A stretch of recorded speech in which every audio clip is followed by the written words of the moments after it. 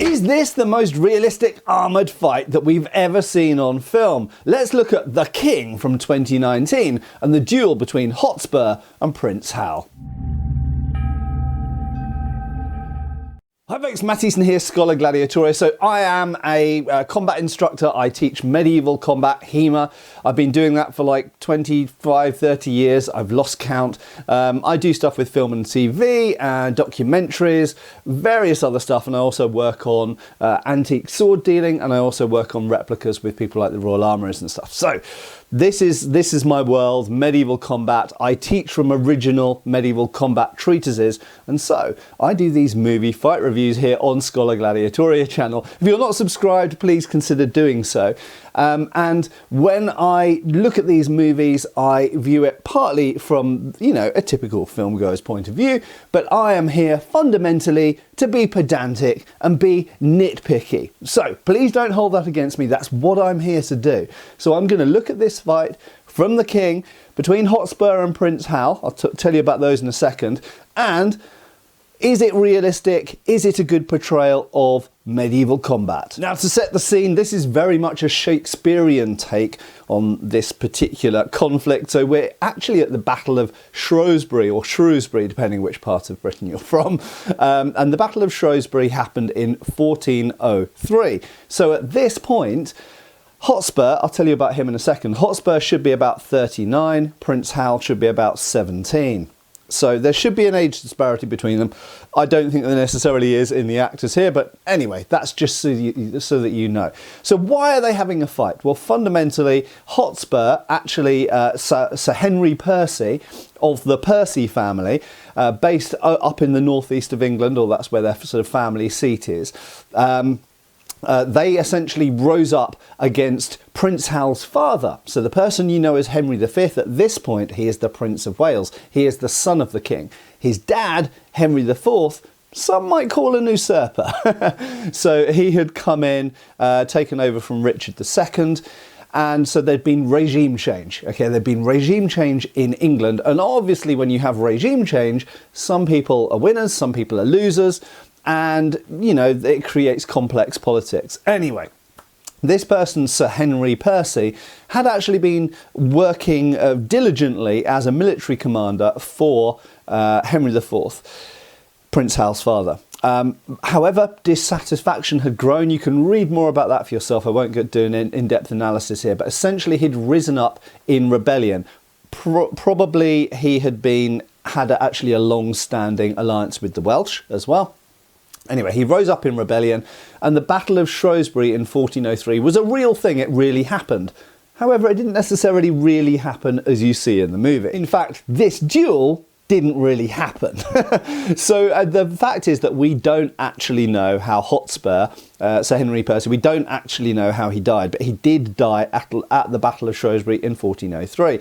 And clearly, Prince Hal, who went on to become Henry V, didn't die, and he was at the battle. So both these people were at the battle. However, Hotspur died in the battle somehow. We don't know exactly how. Different sources have different accounts of how he died. One commonly held account, including by the family and the descendants, is that he opened his visor during battle and received an arrow in the face. Now, this is sort of ironic because at this battle, one person who did definitely receive an arrow in the face was Prince Hal, who went on to become Henry V. Now, I might talk a little bit more about that because that's a whole interesting episode. Why did he get shot in the face? What happened next? All this kind of stuff. Very interesting. But Prince Hal actually took an arrow to the face during this battle. So actually, what you see in this movie isn't at all how history panned out. It's actually based more closely on the Shakespearean version. Shakespeare doesn't seem to know anything about the arrow in the face, which we know that Henry V got when he was prince.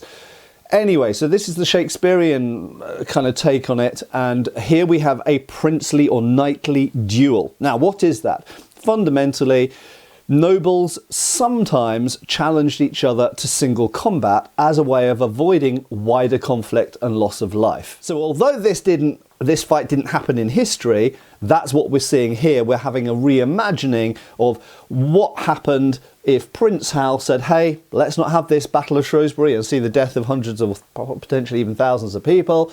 Let's have a duel to settle this matter mano a mano. So this is the fight. Now, let's have a look at this fight and see, is it any good? So here we've got Prince Hal's side, his army, the royal army, Henry IV's army lined up.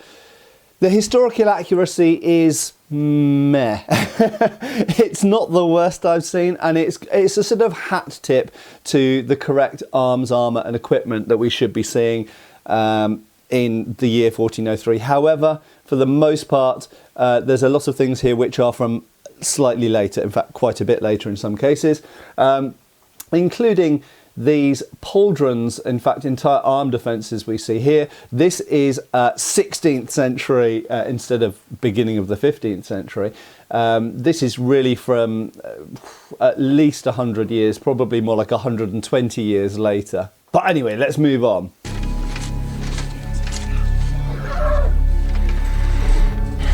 Oh, right, okay. This helmet, in fact, both the helmets of the protagonists in this fight are horrible. And it's so disappointing because the rest of the armour they're wearing isn't awful, but helmets are such a major thing because they're in shot so much of the time. And these helmets, given that this is supposed to be 1403, are just horrible. Well, anyway, the visors are certainly horrible, and the way that the aventail, that's the mail that goes around the neck and top of the shoulders, the way it's shaped and the way it's fitted to the helmet, or in this case not fitted to the helmet. So really what we should be looking at here are bassinets, various sorts of bassinets, very often at this point with a hound skull or pig-faced, as it's sometimes called, pig-faced bassinet. And really, for the most part, not always, but usually the aventail is connected via vervails around the sides, and the mail should be tight around the chin. Anyway, I'm not going to bang on for too long about that, other than to say that it's so disappointing, because if they'd just given them pig-face bassinets for this fight, it would have looked so much better. These helmets are horrible. Right, let's move on.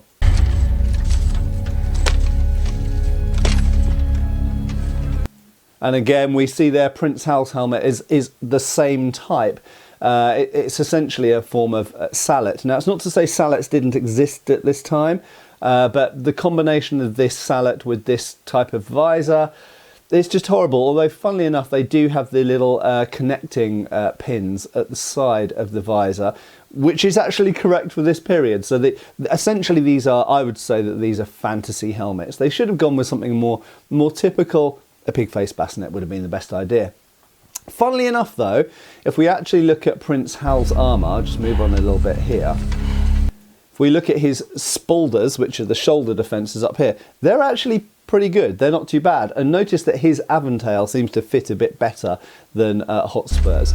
And there we go, as we get to see his armour a little bit more, we've got the back plate here, we've got mail in the voiders, very impressive, that's great. These little spaulders overlapping fully enclosed upper arms, actually pretty good for an English armour of this time. And so his opponent has got roughly similar armour. Ignore the helmets for now. The big problem with Hotspur's armour is the inclusion of tassets. That's these bits hanging down at the bottom of the fold or skirt. Okay. If you took those tassets off, his outline and his general look would look so much better for 1403. And in fact, it would look pretty damn good, very good by movie standards, beaten only by the original Laurence Olivier Henry V, I would say. But those tassets are really something of a couple of decades later. Really, they're something we start to see much more predominantly, about 20 years later than this. So it's a shame that those tassets are on there, but if we just pause here for a second on Prince Hal's armour, that's actually not bad. There's no placard, it's a one-piece breastplate, it's a bit tubular, it's a bit flat, it should be a little bit more globose and curved. But the actor who plays this role is a pretty slim guy, so it's kind of cut to his shape. The skirt of plates, the fold, is not too bad. It's a bit weird that it comes up in the middle at this date. That's kind of a later thing, as far as I know. His arm harness is pretty damn good, actually. Both people do, if I remember correctly in this, wear mitten gauntlets or half mitten gauntlets, which are again something of later. Overall, though, I would say that armours are not awful. They're not awful armours. It's mostly the helmets I hate, okay? If they just got rid of those tassets on Hotspur's armour, and if they had just changed these helmets for pig-face bassinets, or even if they'd just taken the visors off, actually, they would have looked a hell of a lot better. But unfortunately, that type of helmet just doesn't look right with this sort of armour.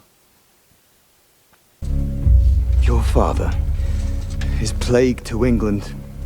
So that's a reference to the fact that he is rebelling against Henry IV, who is Prince Hal's dad.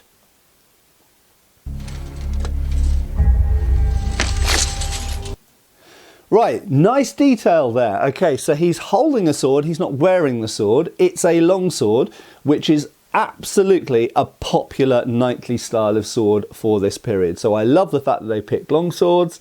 We're going to see that they do use them approximately correctly. I'll go into more detail on that in a second. And I like the fact that he throws the scabbard away, because he's not wearing the sword, and we know that that's what people did. You pull the scabbard off the sword. I love the fact that it had a scabbard on it. He pulls the scabbard off and throws it away.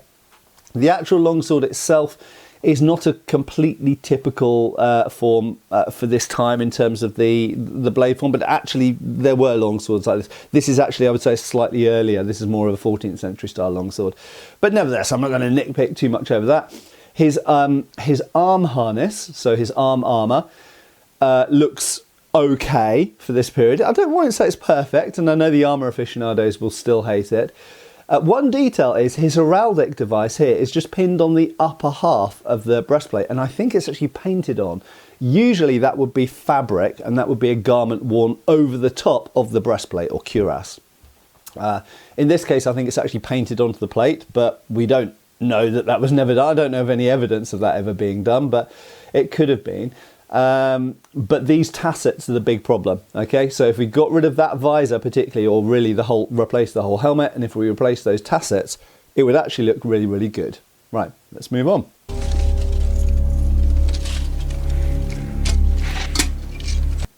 So a little comment on closing the visor. I think a lot of people have a perception that visors should lock closed, and locking visors are a thing later on. So actually it's correct at this point that visors just lift up and down. And in fact, if we look in Fiore de Liberi's treatise, there is a technique where you specifically open the person's visor to strike into it. So absolutely in close combat, given that you're completely covered in plate armour with mail in the voiders and in the gaps, it's quite difficult to bypass that armour. So actually opening someone's helmet, or even removing it if you can cut the strap, the chin strap if you can get to it, is a great way of finishing an armoured opponent. Come for me! I like how northern he sounded there, because, you know, he is a northern character, so that "come for me" is a very kind of, you know, northern TV northern big dog accent. Oh, right, okay, so Hal has actually got a really pretty sword, okay? Now, if we just notice here, it's got what we sometimes call a rain guard, or a flap, essentially, up here. But it's also got a fishtail pommel. Now, fishtail pommels are around at this time. They just about. So this is supposed to be 1403. That is a type of pommel which is more common, generally speaking, a little bit after this. But they are around, and we do see them. We do see them starting to appear at this time. So actually, it's a pretty good-looking sword, and exactly the same as Hotspur. He has it in a scabbard. There we go, and he pulls the scabbard off. Now, some people will go, "Oh, Matt, it shouldn't have made that swing sound." Now, we have made videos in the past about the swing sound. Actually, you can get a swing from a sword out of a wooden scabbard if you pull it off in the right way, and it's to do with the tip flicking against the wood as it comes out. So actually, you don't get a swing, you don't get a swing all the way along. You actually get more of a kind of scrape and then a fling a little ting as the tip comes clear of the tip. So you can get it, so I'm not going to massively criticise that. But just so you know, you don't generally get the full-on Hollywood tring as you draw out of a wooden scabbard. But I like the fact that he's got a scabbard, should be a sharp blade. You need something to protect the sharp blade, both to protect you from it and to protect it from being blunted by bashing on things like armour. And I like the fact that he throws it away. And again, just to comment about his arm harness here, it's pretty damn good, actually. By kind of Netflix / Hollywood standards, that is pretty well researched. His breastplate's a bit flat, but apart from that, it's not bad kind of movie armour for 1403, or indeed for 1415. Didn't change a huge amount in that time. Right.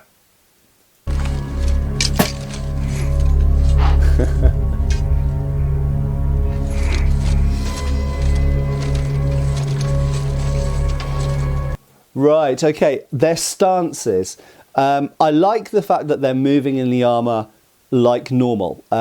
So armour isn't as heavy as some people think it is, but it's heavier perhaps than some other people think it is. So it does impede your movement, it does limit your range of motion.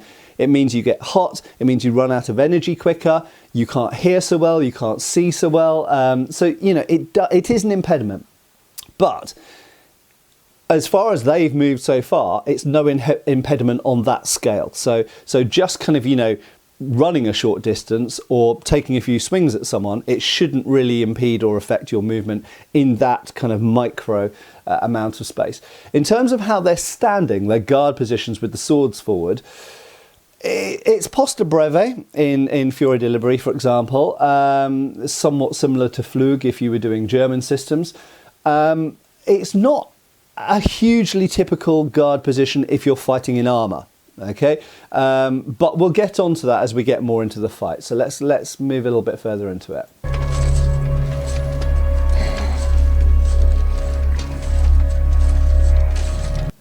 Good. I really like the fact that they're circling and moving around.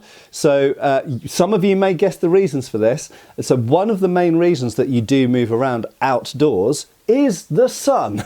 And literally, the sun is a major problem. Even if you're just wearing a fencing mask, the sun splitting through a fencing mask is an issue. But it's also an issue looking through helmet slits. If you've got a fully open face or if you've got a brim on your helmet, it's actually not so much of a problem. But if you're looking through vision slits, suddenly getting a blast of sunlight through your visor can be a really, really big problem. Not only the sun, also the ground. So a lot of people don't know, medieval shoes are slippy as heck. So I also do medieval reenactment, Wars of the Roses period. I wear good replica shoes, turn shoes, underneath my armour. And it's slippy, particularly on dry grass as we see here. So when you've got this kind of sun-beaten, dried out hay-like grass, it's so slippy and slidey. So very often when you're moving around, it's to find a bit of ground where you've got better traction, because it makes so much difference.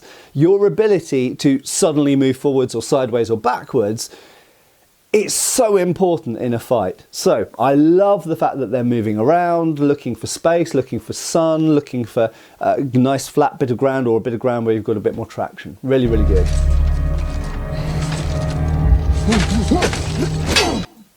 Right, okay, so I like how I've stopped here on the fact that Prince Hal is kind of overbalancing. I'll come to that last.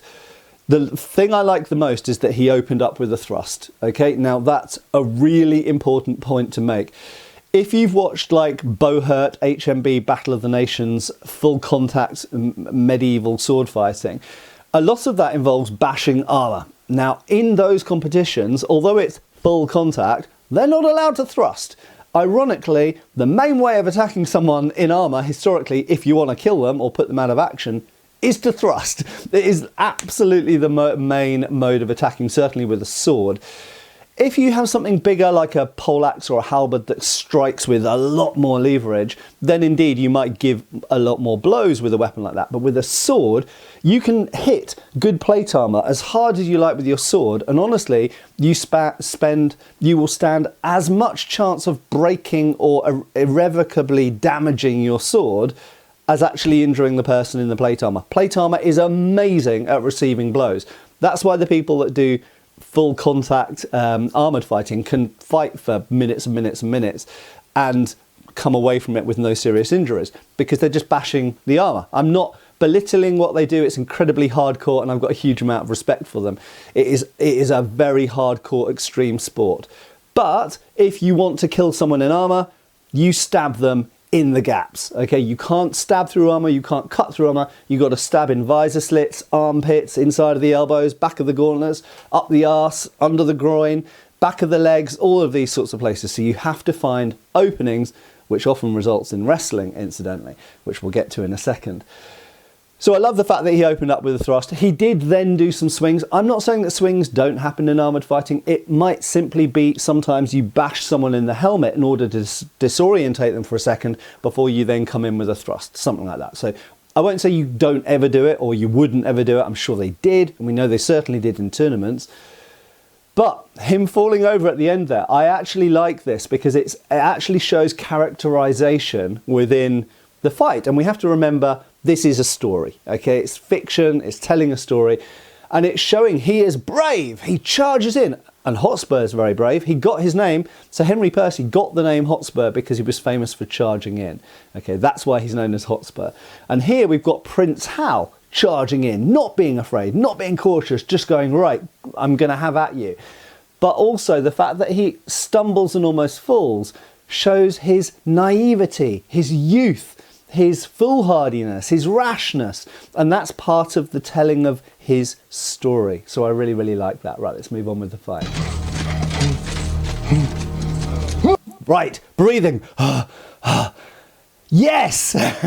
So that is one of the major things in armour. Armour protects you against everything amazingly, and you can move really quite fast in armour. You can do rolling around, you can get up if you fall over, all of these kinds of things. But it's tiring. It adds a lot more weight to the whole of your body and it makes it harder to breathe. You do get out of breath. You get really out of breath. Even the expansion and contraction of your lungs is somewhat impeded by all the stuff that you're wearing. So I love the fact that already, early in the fight, we've got this heavy breathing.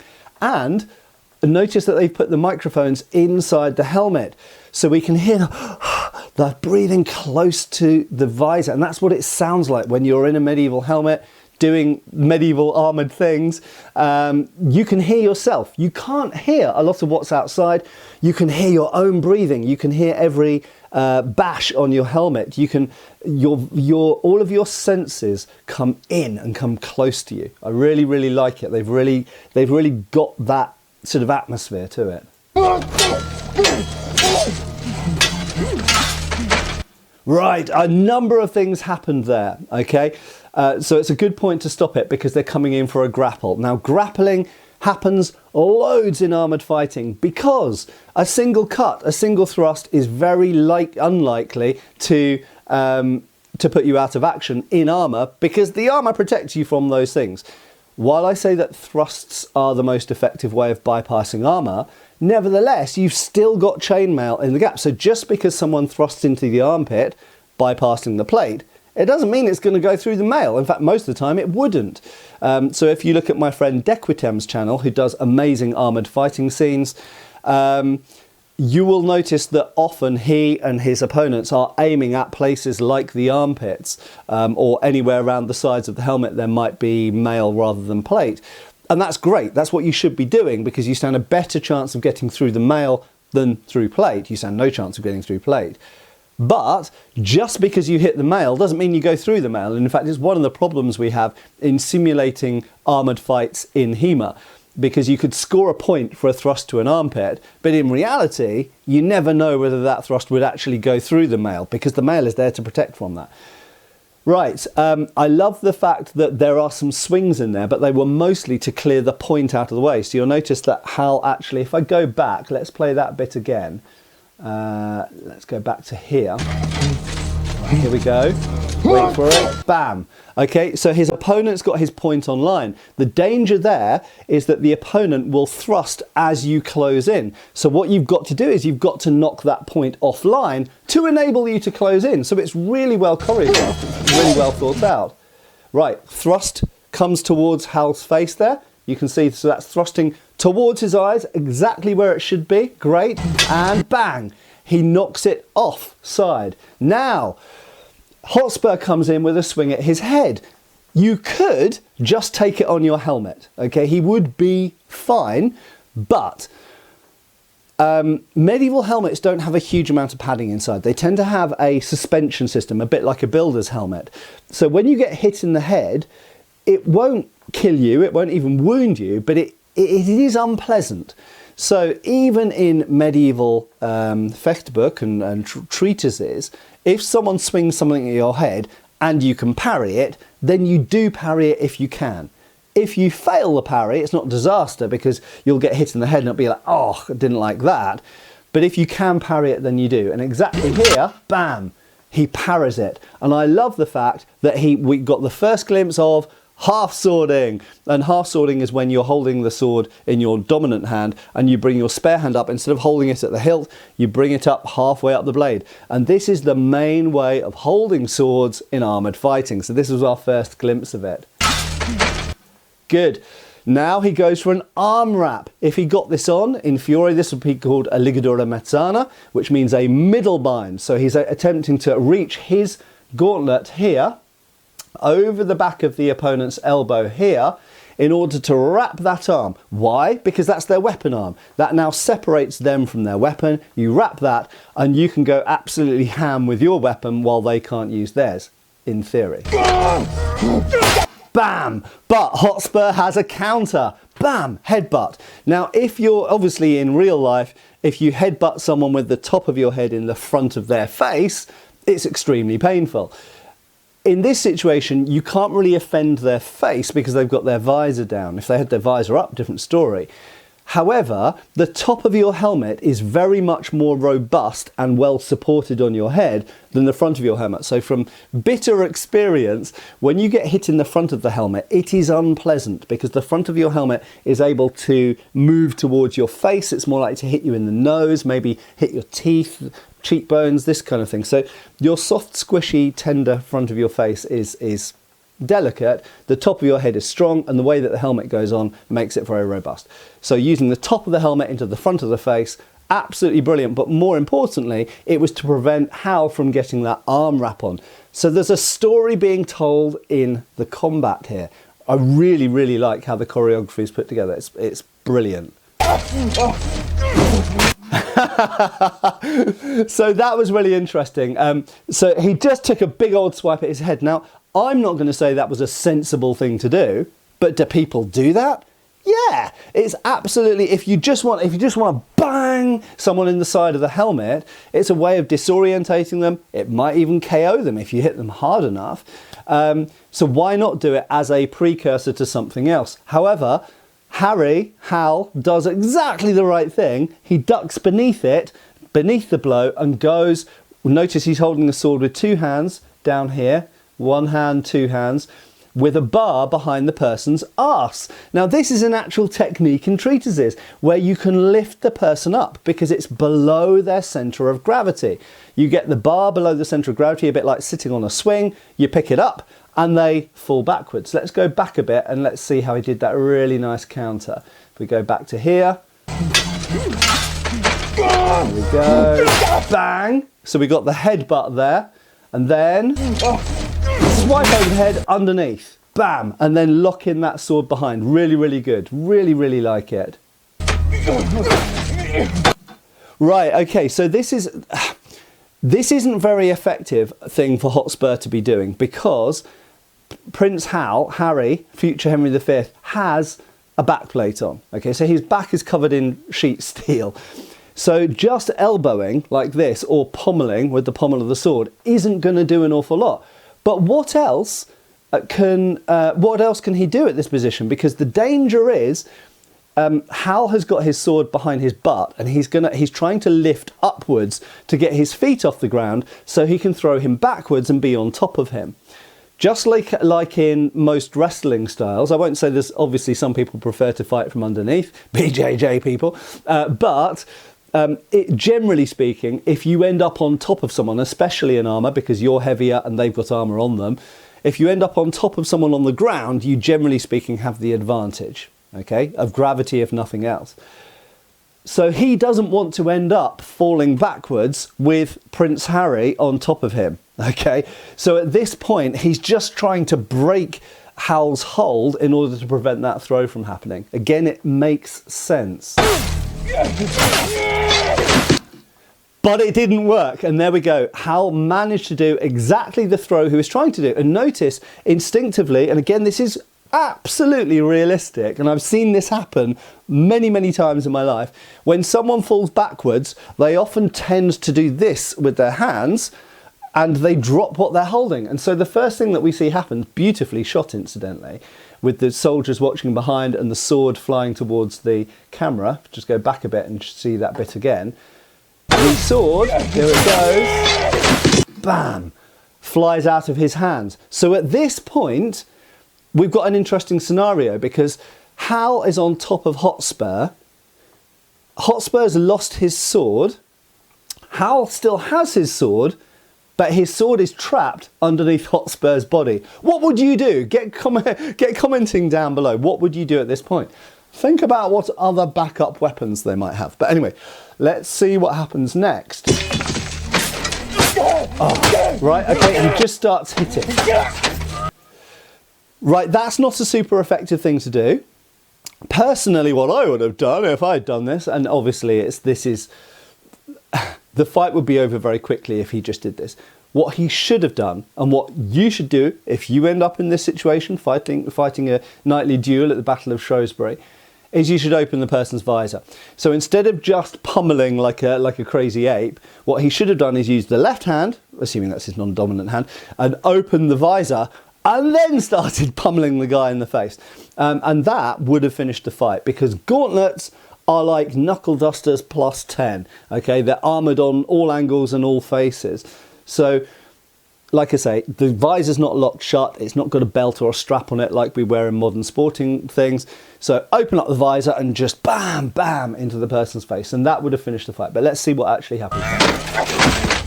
Oh, right. So he turned the tables. So in that case, essentially, he did a pretty good little wrestling move there, used his leg as a point of leverage, and managed to roll Harry onto his back. So Hotspur's now on top. Oops. And now he's just doing the same thing. And again, what he should be trying to do is trying to open the visor, because if he can open that visor, he can start pummeling in there. Now, the only thing I would say, mitigating that criticism, is that Hal is holding his hands up here. And that does a couple of important things. First of all, it prevents his opponent from putting all his body weight down on his head and chest, because it keeps a guard up and keeps something in front of him. It also gives points of leverage whereby he might be able to grab the other person and roll him over. But also, what I just mentioned about opening the visor, it prevents the person from just grabbing his visor. So if you're fighting in armour and you find yourself on your back on the floor, even if you have to hold the visor down, keeping that visor shut at all costs will be really, really important.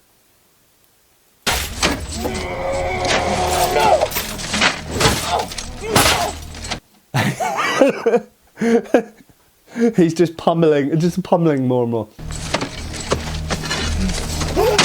Right, okay, great. So at this point, just pummeling someone in armour, unless you open up their visor, is never going to win the fight. You have to get a sharp and pointy weapon back. So he reaches actually for Hal's longsword. Notice from the pommel here, it's got the fishtail pommel, so we know that that's Hal's longsword, which was formerly underneath him until he rolled Hal off him, and tried to stab him in the visor. Perfect.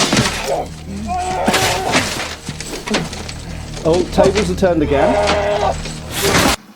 Right, okay, so Hal's managed to get his arm around Hotspur's neck, or aventail, and then wrench him backwards, kind of almost in a kind of neck bar, or almost a chokehold, I guess. Now, one thing about chokeholds is it should be fairly obvious to you that if you've done BJJ, MMA, whatever, jiu-jitsu, a lot of those things won't work in armour for all sorts of reasons. A lot of striking won't work in armour, obviously, because the armour's there. But even something like a chokehold won't work around a helmet with an Avental because there's too much stuff there. Not to say that this isn't useful, because you can still obviously use it as a point of leverage and pull the person back, and it'll be really uncomfortable because their head's probably getting wrenched back, but it won't function in the same way as it does out of armour. Right. They would be exhausted, okay? I know this doesn't seem like a long fight. Again, I recommend Dequitem's channel. Go and look at his fights.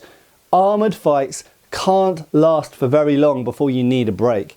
You just run out of air. It is exhausting. Breathing your own recycled air inside a visor, inside a helmet, is just horrible. And it just, together with the weight and the heat and the restriction to some of your movements and the fact that the other person weighs more, if you're wrestling on the ground, I mean, even if you're fighting unarmoured, this is exhausting stuff. But fighting in armour with recycled air is just debilitating. That's why so many tournament helmets focused on the number of holes and openings in the front of the visor to allow vision, partially, but also to allow more air in and out. Right. So what's going to happen? We've got Hal on the underneath, Hotspur on top, but Hal looks like he's in a dominant position. I think they're both too exhausted to do it at this point. Rolling around, looking like a real fight. Oh. Right, I really like that. There's actually a lot of complexity here, and it looks like a real fight. You know, they're both massively out of breath. Hal gets on top. Hotspur pushes him off again. It looks like a scrap, and that's why I really, really like this.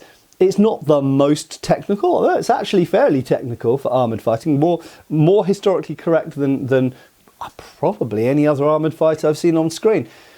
But the fact is that they've got the spirit of it. It looks like a fight. It looks like a scrap. We've got the recorders in the mics inside the helmet. We've got the heavy breathing. We've got the absolutely exhausted movements and lurching around. It's brilliant. Scrambling, again, scrambling. And they're back to where they started. But, you know, I love that because it really accentuates both the debilitating nature of armour, but also the amazing protectiveness of armour, because neither of them at this point, as far as we can tell, are injured. They are both biologically absolutely fine. And they're just, you know, they're just trying to take each other out, and they're just super exhausted, but they're both now back up on their feet, back with their swords in hand. So what are they going to do next?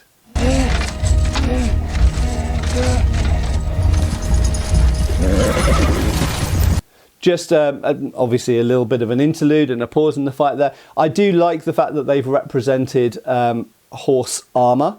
However, this particular form of horse armour, this is called a chaffron, and that's called, I can't remember what that's called. But anyway, I'm not that great on horse armour, has to be said. But this is a later form of horse armour. So really this looks like it's from, I don't know, about 1480, I would say. Perhaps even later than that. Yeah, maybe 1500. But it's much later than... So there wouldn't have been people at the Battle of Shrewsbury wearing this type of horse armour. If there were horses wearing horse armour, then it, for the most part, would have just been the head guard of a simpler type than this, and sometimes with the breastplate, not with the bits at the back at this time, as far as I'm aware. But very often they would be wearing a cloth comparison with the heraldic arms, which has a protective quality to itself as well, because it prevents people getting under the horse to some extent. Oh, there's another guy with mitten gauntlets there. It's a shame. Well, yeah, I mean, these shoulders are later as well. So, in fact, looking at the whole arm harness, this is 15th century. So this is way too late. So this is a sort of 1460, 1470-ish arm harness with a large-ish pauldron, floating coulter, and a German-style mitten gauntlets, half mitten gauntlets maybe. Yeah, no, they are mitten gauntlets.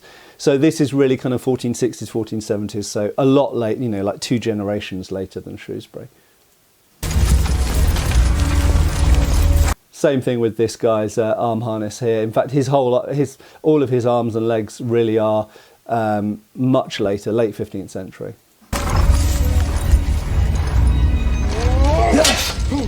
Good. Okay, I really like that. Let's just go back at that. We saw thrust followed by parry and thrust. Thrust, thrust. Good.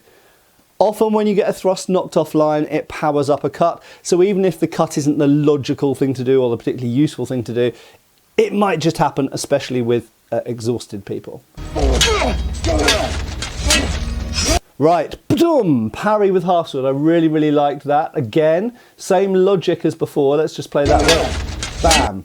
Okay, you can just take a hit in your helmet. Okay, so in theory, we could be, if I wanted to be super pedantic, I'd say, well, what he really should have done then is probably as the blow comes in, actually angle it this way and stab him in the visor at the same time as the cut comes down.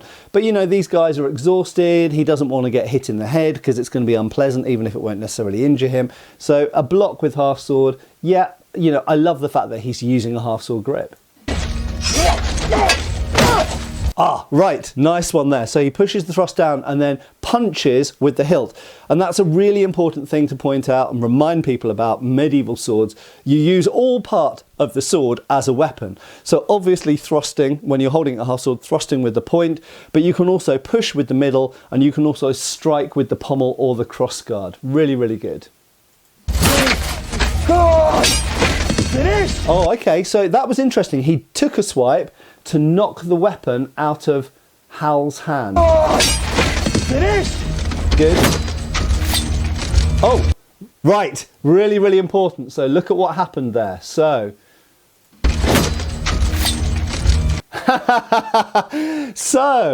normally in a knightly combat, it was traditional to have 3 weapons. So if I challenged another knight or man-at-arms to combat, then traditionally we would have a primary weapon, which would usually either be a spear or a poleaxe, or on horseback a lance. Then we'd have the backup weapon, which was the sword, longsword or arming sword, depending on what had been agreed. And then the tertiary weapon, the dagger. And at this time, you wouldn't go anywhere without a dagger if you were an armoured guy, because daggers are one of the most useful weapons, because we've talked about how swords aren't that effective against armour, or at least the armour massively reduces the dangerousness of swords.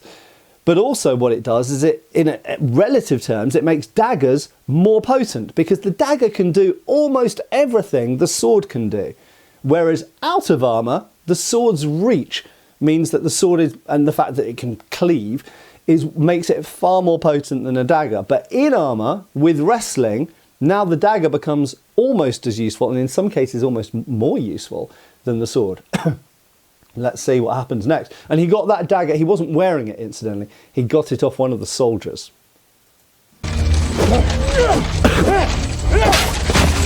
So I really liked the fact there that he didn't try and block, like do a Riddick or something with the dagger. He just avoided the blows. What I don't like is if you've got a dagger and the opponent's got a sword, the disparity between you is reach, okay? Now, where the dagger has the advantage is at point blank range, at hugging range, at cuddling range. So really what Hal should have done, instead of back off, dodge, dodge, dodge, he doesn't mind if he gets hit once by a sword, because the sword's not going to do anything through the armour. What he should do is just charge in. He should just basically jump on the guy, bear hug him, take him to the ground, and then stab in some gaps. But anyway, they've both ended up on the ground anyway. Let's see what happens now. And boom. There we go. So the end result was the same. They just told the story in a slightly different way. Personally, once I'd got the dagger, if I'd been choreographing this, I probably would have had him dodge, dodge, and then instead of them falling on the ground, I would have had Hal literally jump like you've seen someone at the airport you haven't seen for 3 years, jump on top of them and take him down that way, because that's the logical thing to do if you've got a dagger and the opponent's got the sword. But anyway, they both end up on the floor, and he puts the dagger into what looks like the armpit. Perfect. Perhaps the only detail I would change here, if we just see what happens in the second afterwards, is he just stays there and he doesn't move. And there we go. So the only thing I would add is probably I would actually have him plunging the dagger in multiple times. Okay, not to say that the one stab wouldn't be enough, but why not do more just to make sure? And if they wanted to make it really brutal and make the audience go, oh! What I personally would have choreographed is I would have gone pump, pump, pump into the armpit, then open the visor, then in the face, just to make sure. And I think that would have been really brutal, and I think it would have made people remember the fight as being even more hardcore than it was. Breathing. Pull the dagger out. Right, we're going to stop there. So, you know, overall, I think you can probably tell, I think this is pretty good. I've nitpicked just about as much as I can nitpick. Yes, the armour wasn't, by a long stretch, wasn't perfect, but the armour was a lot better than most other movies. The combat wasn't perfect, but it was a hell of a lot better than most other movies. But perhaps most of all, what I like about this, and it's the same thing that I like about some of the fights in things like The Duelists or Rob Roy, is they captured the feeling and the emotion and the human experience of this type of combat. Exhausting, terrifying, out of breath, insulated inside your helmet, breathing your own recirculated air, not being able to hear properly. Frantic scrambling around, not like some beautiful sort of kung fu choreography.